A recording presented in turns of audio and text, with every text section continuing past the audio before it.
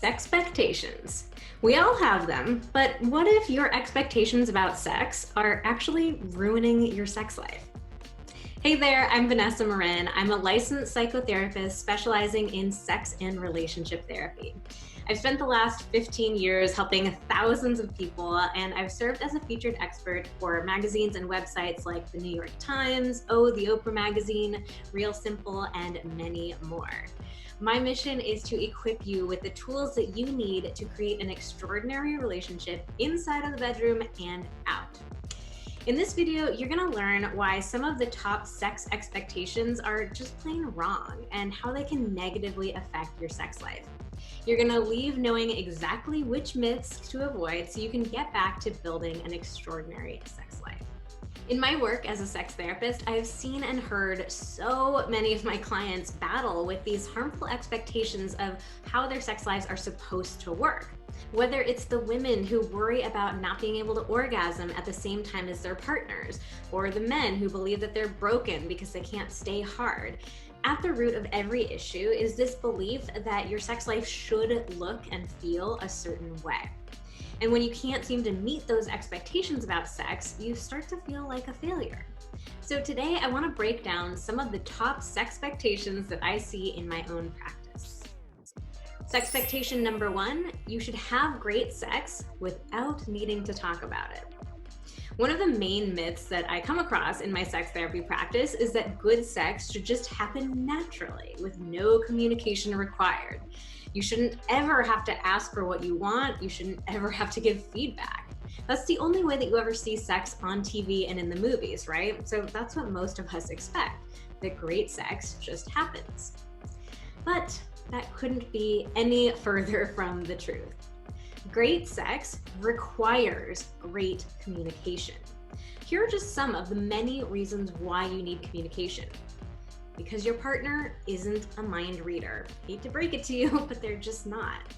Because you need to share your boundaries and safety needs. Because you deserve to ask for what you want.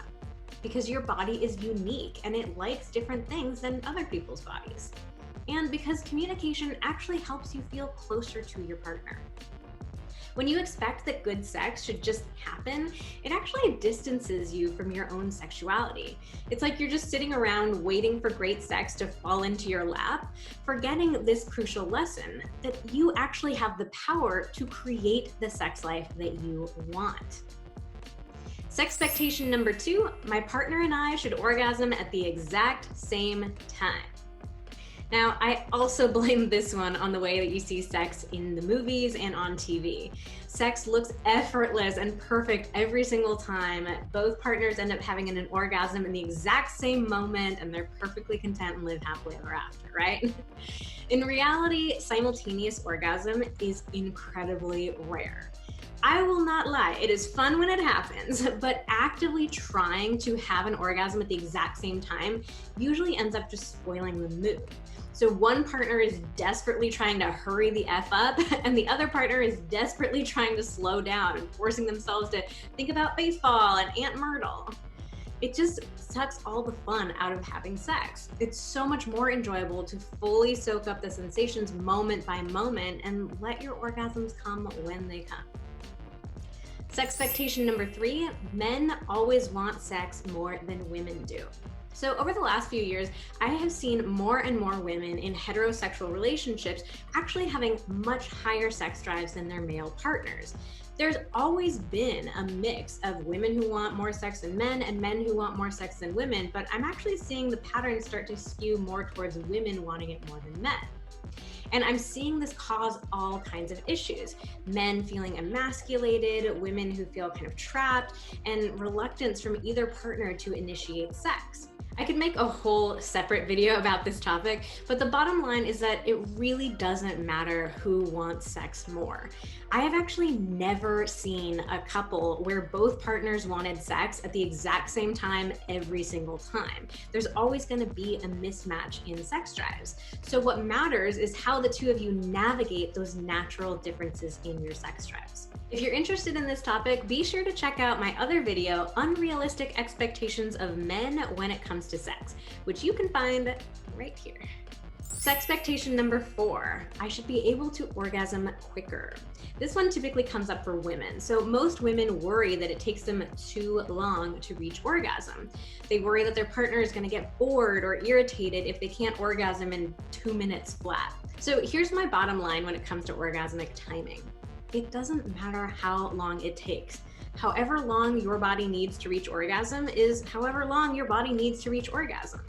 So I teach women how to orgasm in my online orgasm course, Finishing School. And I really try to drill in to respect and connect with your body instead of fighting against it. Acknowledge your body's natural timing and be willing to give your body whatever it needs. The reality is that once we take this gentler approach, you can actually start orgasming a lot faster. Sexpectation number 5, we should be having sex X number of times per week. Now, we all seem to be obsessed with making sure that we are having the right amount of sex. So many people want to know what's normal, how much sex are other people having, because we feel like we have to keep up with the Joneses in a way. Now, maintaining an active sex life on top of everything else that we have going on in our lives can feel really overwhelming. So a lot of us try to comfort ourselves by clinging to these concrete things like numbers, like, oh, if I could just do it 2 times a week or 3 times a week, then I'll be okay. But the truth is that there is no magic number that's going to work for every single couple. I've worked with couples who thought that sex once a day was too little, and couples who thought that sex once a month was too much. We're all different. You need to figure out the level of frequency that works for your relationship. So that wraps up my top 5 sexpectations to avoid for a healthy sex life. If you liked this video, please give it a like, or better yet, comment down below which sexpectation you are ready to get rid of. Make sure to subscribe to my YouTube channel for even more free resources. And I also have a gift for you. If you want to dive deeper into sexpectation number 5 about sexual frequency in a relationship, you'll definitely want to download my free guide, How Much Sex Should You Be Having? You'll find out why you need to forget about the honeymoon stage and expand your definition of sex. Plus, I'll break down exactly how to find your personal sweet spot and what to do once you've found that special number. So click the link in the description box to download. Thanks for watching and see you next time.